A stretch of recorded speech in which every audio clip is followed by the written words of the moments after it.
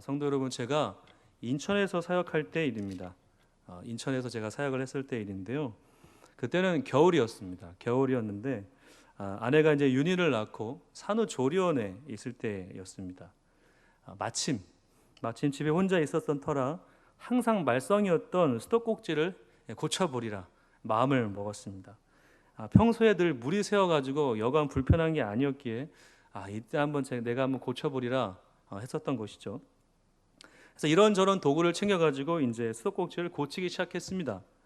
근데 이제 새 것으로 고치려고 수도꼭지를 딱 빼는 순간 감당할 수 없는 일이 눈앞에 펼쳐졌습니다. 본래는 그 수도 밸브를 잠그고 이렇게 수도꼭지를 교체해야 되는데 그냥 별 생각 없이 수도꼭지를 바꾸면 된다는 생각에 그냥 잡아 뺀 거죠. 그러다 보니까 엄청난 물줄기가 그 수도꼭지 조그만 구멍을 통해서 엄청나게 쏟아져 나왔습니다. 너무 당황해가지고 손가락으로 막아보기도 하고 꼭지를 다시 넣어보기도 했지만 무용지물이었습니다. 순식간에 집은 물바다가 되었고 겨울이었으니까 그 물줄기가 엄청나게 찼거든요. 한 5분 정도 막고 있었나 너무 힘들었습니다. 그래서 이러다가 내가 죽겠구나 라는 생각이 들어서 후다닥 그냥 그 몸을 이끌고 밑에 사시는 주인 아주머니께 갔습니다. 주인 아주머니께 도와달라고 요청을 했죠. 사정을 다 이야기하니까 아주머니가 아주 쿨하시게 아주 편안한 표정을 가지고 저한테 이렇게 말씀하시는 거예요. 뭘 그렇게 혼자 고생을 해? 그냥 나한테 말하지. 그러셨던 것이죠. 그냥 쉽게 말씀드리고 했으면 알아서 해주셨을 텐데 제가 엉뚱한 짓을 한 것입니다. 성도 여러분, 우리는 살아가면서 어떤 문제에 봉착하게 되면 그 문제를 해결하기 위해서 동분서주합니다. 이것은 당연한 행동입니다. 문제를 해결하기 위해 어떠한 방법을 찾아보려고 하는 것은 나쁜 행동이 절대로 아니죠. 그러나 어떠한 경우는 그 문제를 내 스스로 해결하려고 노력하기보다 누군가에게 도움을 청하는 것이 더 쉽고 빠르게 해결할 수 있는 방법이기도 합니다. 우리가 만약에 난생 한 번도 가보지 않았던 곳을 찾아가야 한다라고 한다면 혼자 지도를 보거나 내비게이션의 도움을 사용하는 것도 좋은 방법이기도 합니다. 그러나 보다 정확하고 분명한 방법은 그곳에 사는 사람들에게 길을 물어보는 것이죠. 그러면 대부분의 사람들은 아주 친절하게 내가 가야 할 길을 가르쳐 줍니다. 아니면 지도나 내비게이션에 없는 지름길도 덤으로 알 수가 있죠. 괜히 혼자 씨름하다가 엉뚱한 곳에서 낭패를 당하는 것보다 속히 차를 세우고 누군가에게 길을 물어보는 것이 더 현명한 방법입니다. 우리의 신앙도 마찬가지입니다. 신앙생활을 통해서 만나는 여러 어려움을 혼자 끙끙 앓고 이렇게 저렇게 해결해 보려고 노력하기보다 우리를 사랑하시고 언제나 붙드시는 하나님께 맡기는 것이 중요합니다. 신앙은 결국 얼마나 하나님께 맡기느냐의 싸움인 것입니다. 사랑하는 성도 여러분, 혹시 예상치 못한 어려움을 겪고 계십니까? 눈물과 한숨으로 지금을 살아가고 계십니까? 아니면 간절한 기도의 제목과 응답을 가슴에 품고 이 자리에 나오셨습니까? 그러하시다면 이 점을 잊지 마십시오. 신앙은 하나님이 일하시도록 맡기는 것입니다. 제자들은 예수님을 만나 주님이 행하시는 일들을 보며 지금이 꿈인지 생신지 어리둥절했습니다. 주님은 가버나움에서 더러운 귀신 들린 사람을 고치셨습니다. 그 귀신 들린 사람은 그 누구도 감당할 수 없을 정도로 통제가 불가능했죠. 그런데 그 사람은 예수님을 보자마자 이상한 말을 내뱉습니다. 나사렛 예수여, 우리가 당신과 무슨 상관이 있나이까? 우리를 멸하러 왔나이까? 나는 당신이 누구인 줄 아노니 하나님의 거룩한 자니이다. 제자들은 이 말이 무슨 의미인지 전혀 알지 못했습니다. 그저 그 귀신 들리는 자가 그냥 헛소리를 하나보다 생각했습니다. 그런데 그 순간 주님께서 그 사람을 꾸짖으며 이렇게 말씀하십니다. 잠잠하고 그 사람에게서 나오라. 그러자 그 사람에게 경련이 일더니 큰 소리를 지르는 것이었습니다. 그리고 정신이 온전해졌죠. 예전에 귀신 들려 신음하던 사람이 더 이상 아니었던 것입니다. 제자들은 놀라움을 감출 수 없었어요. 그런데 이뿐만이 아니었습니다. 주님은 시몬의 장모가 열병으로 누워 있을 때에도 그 장모를 고통스럽게 정말 괴롭게 했던 그 열병에서 건져 주셨습니다. 그리고 이러한 기적은 계속되었습니다. 나병 환자, 중풍병자, 그리고 각종 병에 걸려 신음하던 모든 사람들이 주님을 만나 변화되고 온전케 되었습니다. 제자들은 이러한 일들을 보면서 이렇게 생각합니다. 아, 내가 이분을 따라다니는 것이 정말 잘한 일이구나 라고 말이죠. 많은 사람들이 주님을 따라왔고 어딜 가나 환영을 받았습니다. 제자들은 주님과 함께 하면 이렇게 유명해지고 날로 신나는 인생을 살 수 있을 것이라는 흥분을 감출 수 없었죠.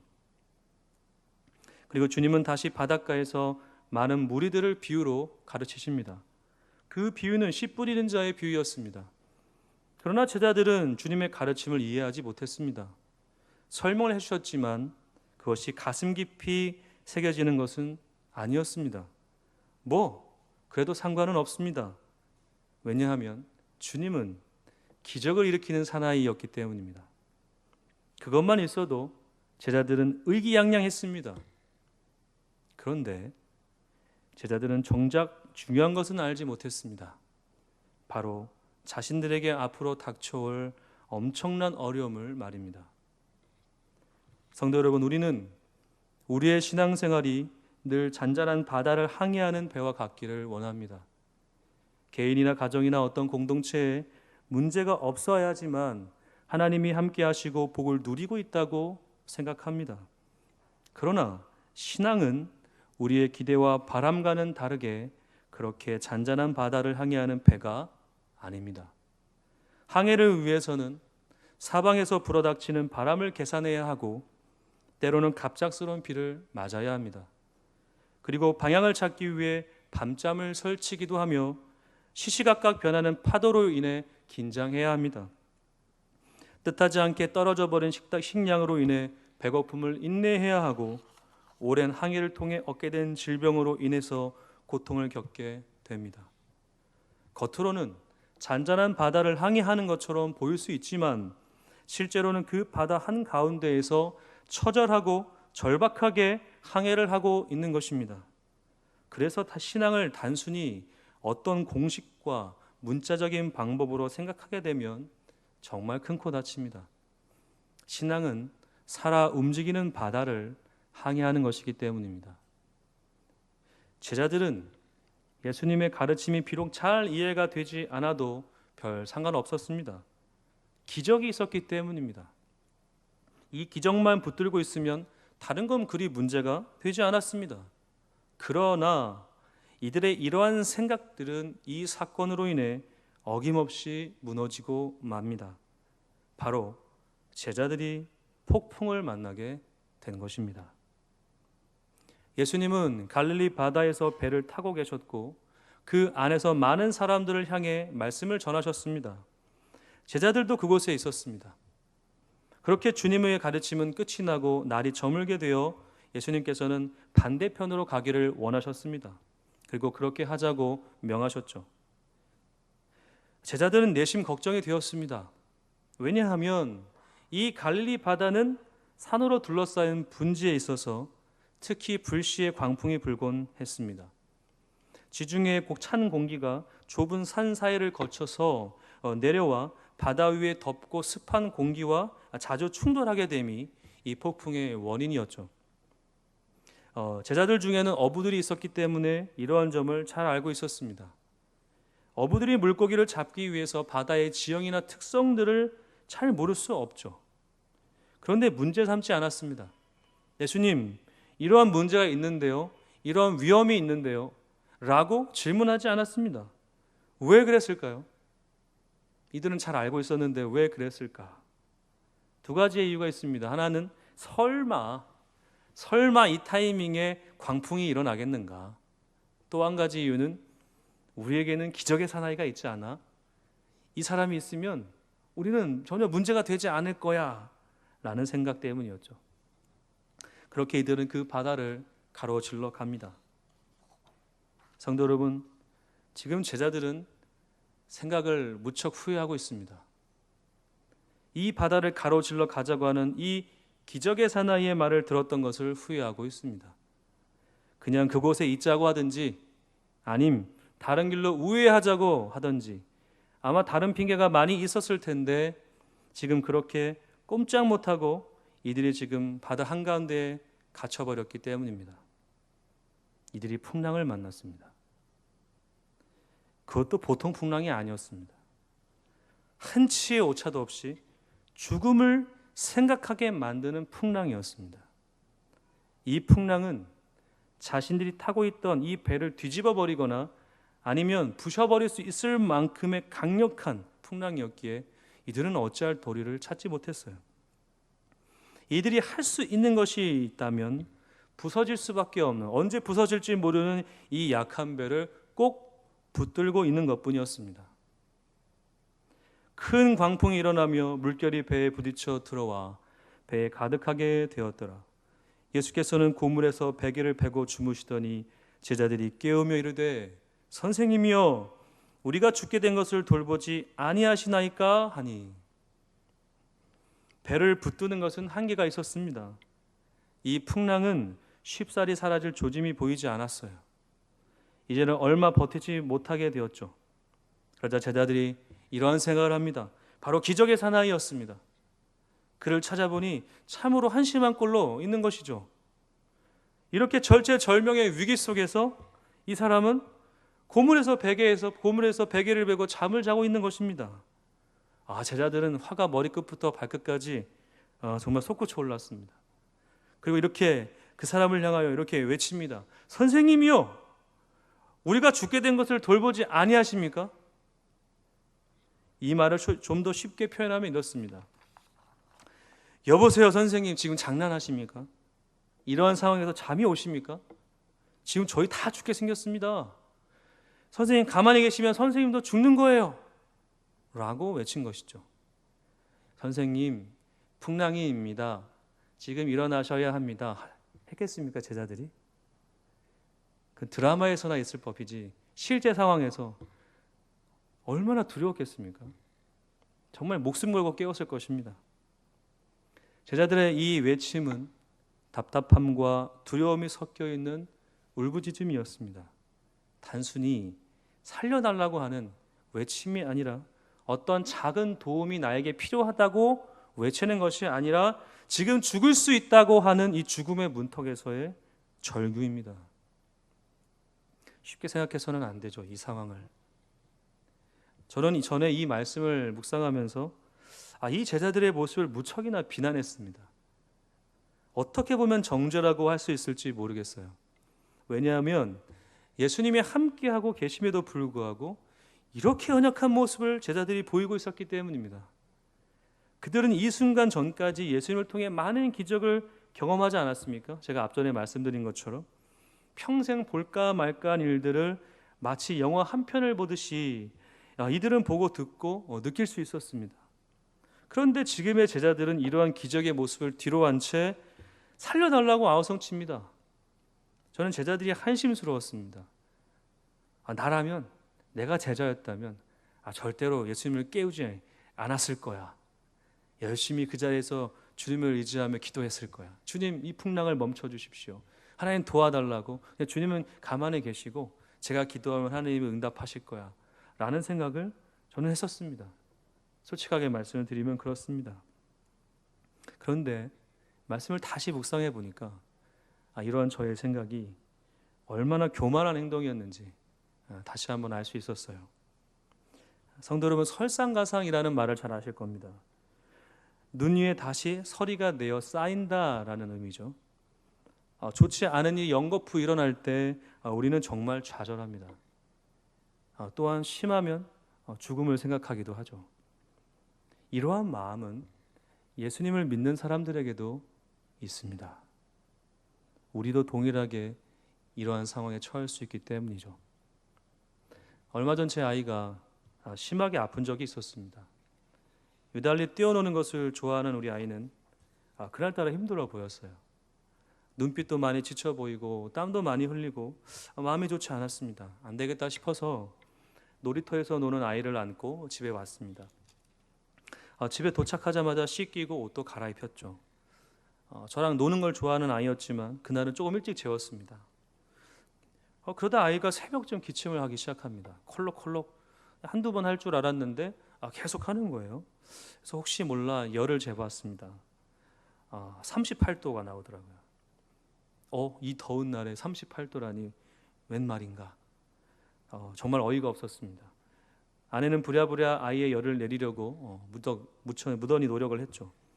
그렇게 한참을 씨름하다가 아이 열이 조금씩 내려갔습니다. 이제 괜찮아지겠지라고 생각을 했는데 아이를 그렇게 생각한 건 또 잠시 아이 열이 다시 오르기 시작하는 거예요. 다시 재보니까 이제는 40도를 넘어가기 시작했습니다. 다들 아시겠지만 아이가 40도가 넘어가면 심각한 문제를 얻을 수가 있죠. 그래서 부랴부랴 병원에 다녀왔습니다. 그런데 차도가 보이지 않습니다. 아이 열은 계속 시소를 타듯 오르락 내리락 하였고 정말 그렇게 아파하는 아이를 보며 이러한 생각이, 이러한 마음이 정말 반갑지 않은 손님이 저에게 찾아왔습니다. 바로 슬럼프입니다.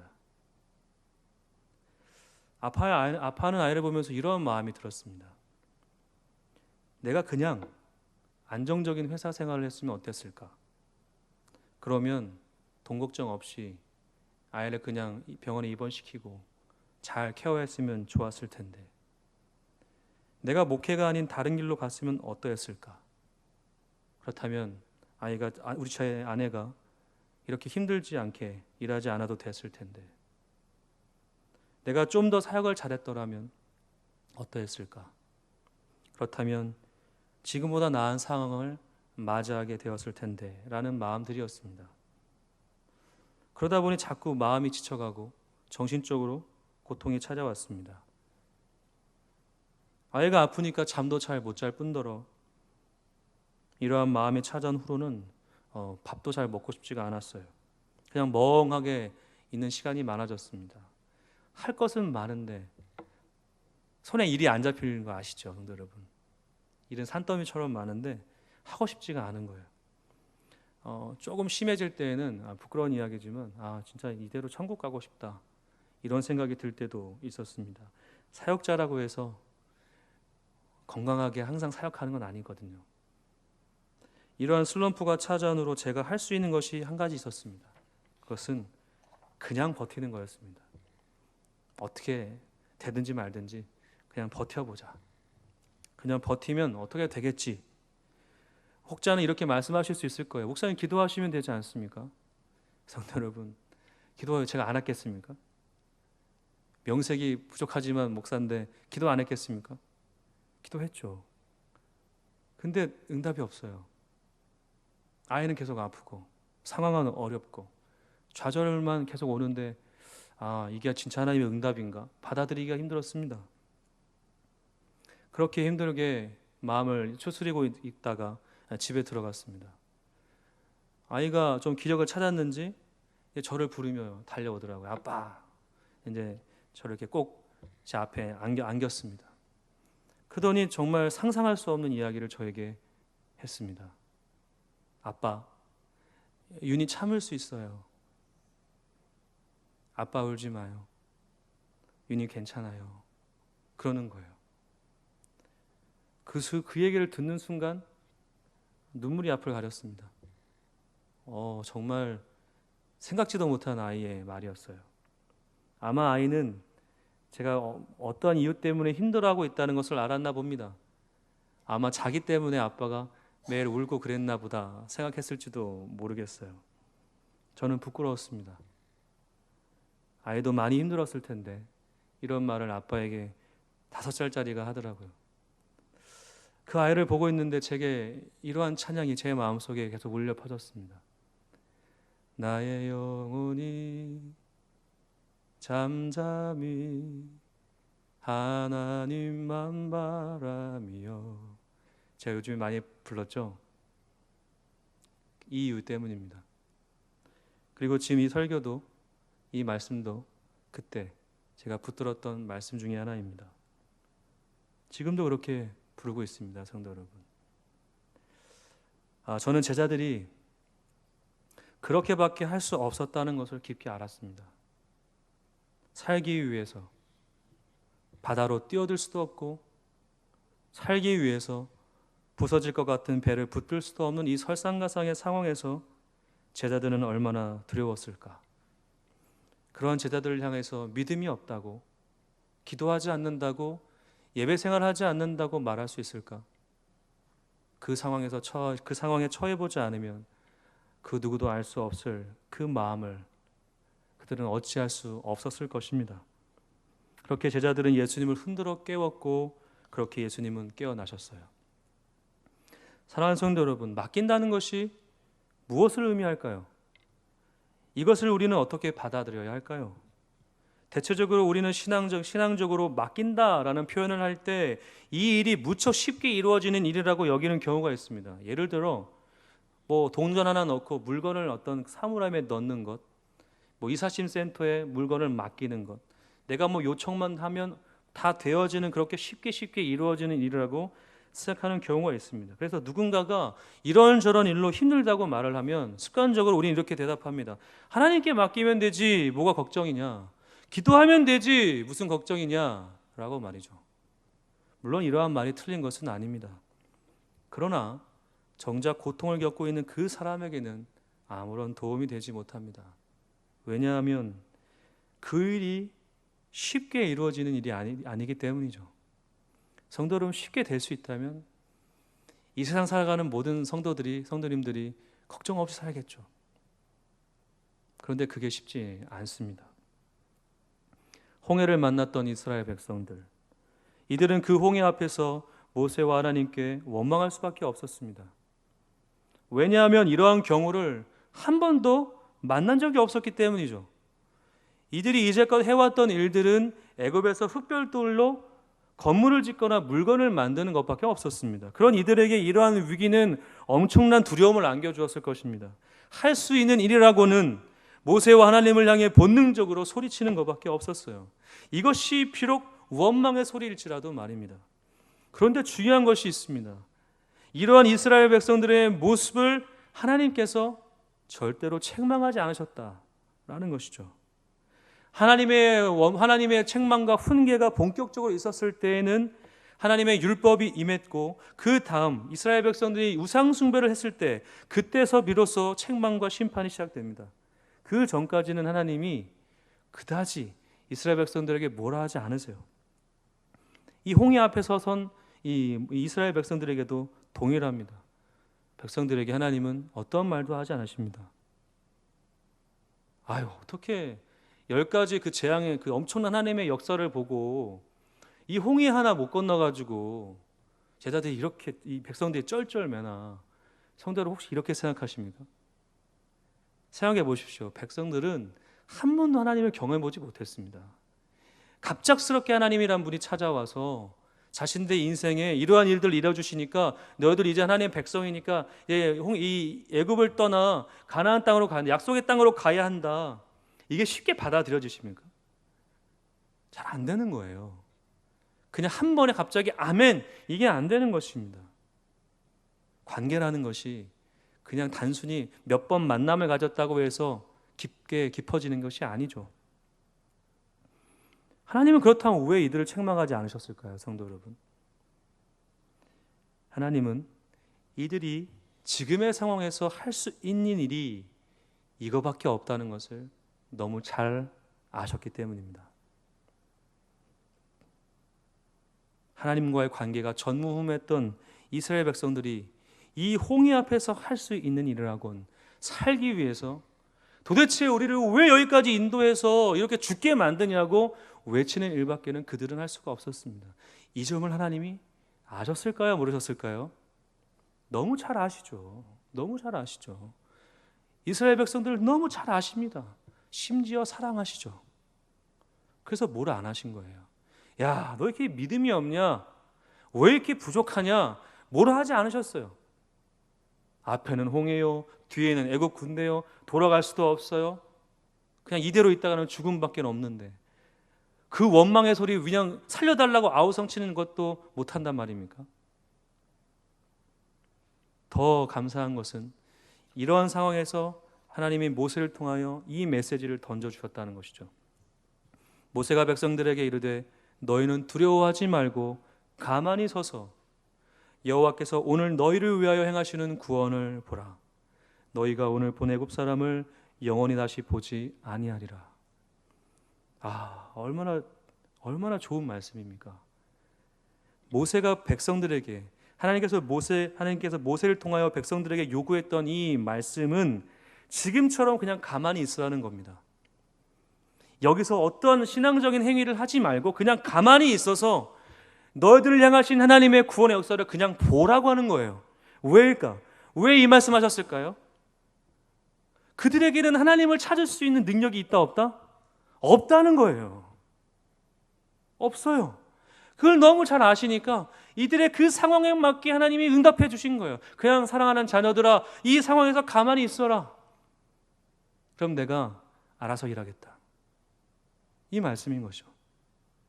그냥 절박하게 살려달라고 하나님 도와주세요 라고 하는 것이야말로 하나님이 원하셨던 일이었다는 거예요.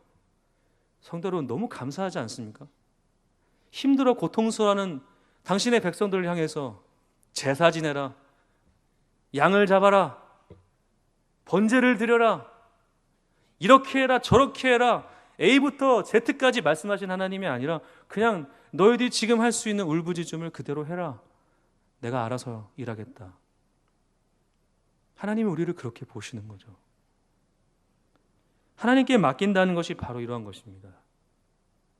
내가 지금 아무것도 할 수 없다는 것을 절감함으로부터 오는 이 절망감으로부터 오는 울부짖음, 오직 하나님이 아니면 나는 죽을 수밖에 없다고 하는 이 절규, 살아내야 하기에 어쩔 수 없이 하나님의 옷자락을 붙들어야 하는 것, 살고 싶어서 오늘도 몸부림치다가 예수님을 깨울 수밖에 없는 지경에 이르는 것, 이것이 하나님께 맡기는 것입니다. 다른 것을 기대하셨다면 참 죄송합니다. 성도 여러분, 하나님께 맡기는 건 공식적으로 어떤 교리적으로 어떤 신앙적인 방법으로 이루어지는 것이 아니라 그 절망 속엔 성도님들이 그저 하나님께 있는 그대로 그 절망을 안고 나아가는 것이, 울고 싶으면 울고, 욕하고 싶으면 욕하고, 떼쓰고 싶으면 떼쓰고, 그렇게 하는 게 하나님께 맡기는 거예요. 성도 여러분, 하나님이 우리에게 원하시는 맡김은 정말 어떤 우리가 할 수 없는 것을 요구하시는 분이 결코 아닙니다. 내가 이룰 수 없는, 내가 지금 할 수 없는 이 상황 속에서 아무것도 할 수 없는 우리에게 이렇게 해라 저렇게 해라, 내가 할 수 없는 것을 요구하시는 분이 절대 아닙니다. 그저 지금 모습 그대로 하나님께 나아가는 것이 하나님이 원하시는 맡김입니다. 예수 그리스도의 제자로 사는 것은 잘 닦여진 평탄한 길을 걷는 것이 아닙니다. 기적의 연속을 맛보고 그것이 전부라고 여겨서도 안 되죠. 주님의 제자로 산다는 것은 그분을 믿고 나아가는 것이, 그리고 구불거리는 그 협곡을 지나거나 그늘 없는 광야를 걷는 것과 같습니다. 뜻하지 않은 강도를 만나게 되거나 그 과정 속에서 다치기도 합니다. 그러면서 우리가 처음 들고 있었던 그 짐을 하나 둘씩 내려놓고 오직 주님의 은혜를, 그 하나님의 은혜만을 구하게 되는 것이죠. 사나 죽으나 내가 주의 것입니다 라는 고백이 나올 때까지 말입니다. 제자들은 이것을 알아야 했습니다. 주님을 따르는 것이 기적만 있는 것이 아니라는 것을 그들은 알아야 했습니다. 주님을 따를 때 죽음을 맛볼 수 있는 길을 걸어야 하며 그 안에서 주께 맡기는, 또는 온전히 맡겨드리는 연습을 해야 한다는 것을 그들은 이 상황을 통해서 깨달아야 했습니다. 성도 여러분, 기적을 쫓지 마십시오. 기적을 쫓으면 반드시 실망하십니다. 기적을 쫓지 마시고 기적을 베푸시는 주님과의 관계를 붙드십시오. 그렇다면 성도 여러분들의 그 자리가 영광의 자리로 변하게 될 것입니다. 제자들의 이 울부짖음에 예수님은 깨어나셨고 바다를 꾸짖으시며 이렇게 말씀하셨습니다. 예수께서 깨어 바람을 꾸짖으시며 바다더러 이르되 잠잠하라 고요하라 하시니 바람이 그치고 아주 잔잔하여 지더라. 이 장면은 우리가 앞전에 예수님께서 더러운 귀신 들린 사람을 회복시키시는 장면과 참으로 동일하죠. 신기합니다. 예수님께서 하신 일들이 비슷하죠. 그때의 주님과 이 풍랑 앞에서의 주님은 동일하셨습니다. 그런데 차이점이 하나 있습니다. 어떤 차이점일까요? 제자들의 차이점이죠. 전자에서는 제자들이 뭐였습니까? 그냥 관망했습니다. 주님이 저런 일을 하시는구나 라고만 경험했죠. 그러나 이 풍랑 속에서 제자들은 무엇을 경험해야 했습니까? 성도로 사실 기적보다 제자들이 어떠한 생각이 더 들었겠습니까? 풍랑이 잠잠해지는 것은 눈에 안 들어왔어요. 마지막 절에 그들이 심히 두려워하여 서로 말하되 그가 누구에게 바람도 바다도 순종하는가 하였더라. 이 말은 결국 무엇이냐면 아직도 이들의 가슴은 벌렁벌렁하고 있는 거예요. 기적이 눈에 안 들어오고 이러고 있는 거죠. 근데 주님이 의미심장한 말을 하십니다. 이들에게. 이에 제자들에게 이르시되 어찌하여 이렇게 무서워하느냐? 너희가 어찌 믿음이 없느냐 하시니. 성도 여러분, 마가복음 안에서 이 믿음이 무엇이다 라고 이야기하시는 부분은 여기서 처음 나옵니다. 특히 제자들에게요. 믿음에 대해서 이야기하셔요. 근데 이 말씀을 이렇게 오해하시면 안 됩니다. 야, 너희들은 이렇게 내가 너희들과 앞에 함께 했는데 나를 믿지 못해가지고 편히 쉬고 있는 나를 깨워서 지금 나를 귀찮게 하냐. 참 이렇게 너희들은 이렇게 믿음이 없냐. 이렇게 기도하고 뭘 하고 좀 너희들이 나를 알고 있으면 그렇게 해야지 않아? 라고 하는 책망과 어떤 정죄가 아니라는 거죠. 앞전에 말씀드린 것처럼 예수님은 제자들을 잘 아셨습니다. 잘 아신다는 게 무슨 뜻입니까? 이들의 실패도 아신다라는 것이죠. 제자로 삼으셨다라고 하는 것은 도중에 예수님이 이 제자들에게 어떤 테스트를 해가지고 이 친구들이 잘하면 제자로 받아주고 못하면 탈락시키는 이런 어떤 트레이닝이 아니라 예수님께서 처음부터 끝까지 이들을 만져가시고 하나님의 자녀 삼으사 이들을 통하여 궁극적으로 하나님의 영광을 드러낼 것이다라고 하는 처음과 나중 되시고 모든 것의 주권 되신 하나님이 이들의 전부가 되어주시겠다라고 하는 의미가 담겨 있는 거예요. 즉 바꿔 말해 좀 더 쉽게 말씀드리면 이들의 실패는 주님의 은혜 안에 있었다라는 거죠. 못하니까 빼가지고 저리 던지는 게 아니라 이미 주님께서 그들을 주님의 품에 안으사 이 상황 속에서 그들에게 말씀하신 거예요. 어찌하여 믿음이 없느냐. 이 말씀은 이런 말씀입니다. 뭐라고 하는 게 아니라 자 얘들아 너희들이 이전에는 그런 일들을 보면서 기적적인 일들을 보면서 너희들이 그냥 나를 그러한 존재로만 알았느냐? 이제는 이 상황 속에서 너희들이 했던 행동을 기억해라. 어려움이 있을 때 무엇 해야 한다고? 나를 찾아야 한다는 것. 고통이 있을 때 어떻게 해야 한다고? 나를 바라봐야 한다고. 어려운 일을 또 만날 때 앞으로 어떻게 해야 한다고? 나에게 무릎을 꿇어야 한다는 것. 나의 도움을 너희들이 구해야 하는 거야. 이게 바로 믿음이다 말씀하신 거예요. 사랑하는 성도 여러분, 믿음을 형이상학적으로 어떤 공식과 법칙으로 알지 마십시오. 성경을 많이 읽으면 믿음이 좋고 예배를 잘 들으면 믿음이 좋고 어떤 신앙적인 행위와 헌신을 잘하면 믿음이 좋은 게 아닙니다. 하나님이 예수 그리스도가 성령님이 원하시는 믿음은 그리스도와의 친밀한 관계입니다. 어떤 상황 속에서도 주님의 도우심을 떠나지 않는 것. 지금 죽을 것 같은 상황이 온다 할지라도 그 주님을 절대로 놓지 않는 것입니다. 그 배에서 뛰어내리지 않는 것입니다. 주님이 계신 그 자리에 버티고 버텨내는 것이 믿음입니다. 사랑하는 성도 여러분, 이제 말씀을 정리하고자 합니다. 예수님을 따르는 것은 참으로 두려운 일입니다. 쉽지 않은 길이죠. 제자들처럼 뜻하지 않은 풍랑을 만나 죽음의 문턱까지 갈 수 있습니다. 그러나 동시에 우리는 이러한 경험을 통해서 하나님이 원하시는 믿음이 무엇인지 알게 됩니다. 그것은 우리가 하나님을 온전히 갈망하고 붙들고 하나님이 아니면 나는 아무것도 할 수 없다고 하는 온전한 항복입니다. 두 손 두 발을 다 주님께 올려드리는 것이죠. 하나님은 이것을 우리에게서 원하시기에 우리는 뜻하지 않은 풍랑과 어려움을 만나게 되고 그 안에서 하나님의 은혜로 울부짖게 됩니다. 주여, 내가 지금 죽을 것 같습니다. 나를 도와주십시오. 성도 여러분, 쉽게 십자가의 길을 가려고 하지 마십시오. 마음을 비우고 하나님의 손이 이끄시는 대로 맡겨 드리십시오. 하루하루 그렇게 살아갈 때 우리의 신앙의 경주는 주님의 품에 안겨 영원한 평안과 상급을 얻게 됨으로 끝이 날 것입니다. 신앙은 하나님께서 일하시도록 우리를 맡기는 것입니다. 주님이 원하시는 그 믿음을 우리가 보여드릴 때까지 말입니다. 부디 간절히 부탁드립니다. 어려움이 찾아왔을 때, 죽어가 같은 고통이 내게 다가왔을 때 다른 거 하려 하지 마시고 그저 그 자리에서 이렇게 외치십시오. 주님, 살려주십시오. 이것이 하나님께 우리를 맡기는 길입니다. 기도하겠습니다.